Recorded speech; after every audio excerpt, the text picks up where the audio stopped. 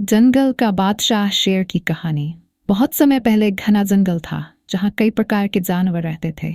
इस जंगल का बादशाह एक ताकतवर और शानदार शेर था जिसका नाम राजा। वह न केवल अपनी ताकत की वजह से मशहूर था बल्कि अपनी अक्ल और इंसाफ पसंदी के लिए भी जाना जाता था। राजा शेर का उसूल था कि जंगल में सबको अमन और सुकून के साथ रहने का हक है। वह कमजोर जानवरों की हिफाजत करता और किसी पर जुल्म बर्दाश्त नहीं करता। जंगल के सब जानवर उसकी बहादुरी और रहमदिली के कायल थे। एक दिन जंगल में एक शिकारी आ गया जो जानवरों को अपने जाल में फंसा कर ले जाता था। जब शेर को इस बात का इल्म हुआ तो उसने एक तरकीब सोची।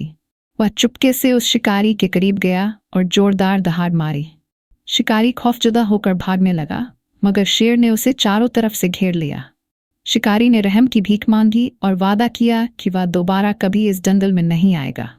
शेर ने उसे छोड़ दिया मगर साथ ही सख्ती से कहा कि अगर दोबारा जंगल के जानवरों को नुकसान पहुंचाने की कोशिश की तो उसे संगीन अंजाम भुगतना पड़ेगा।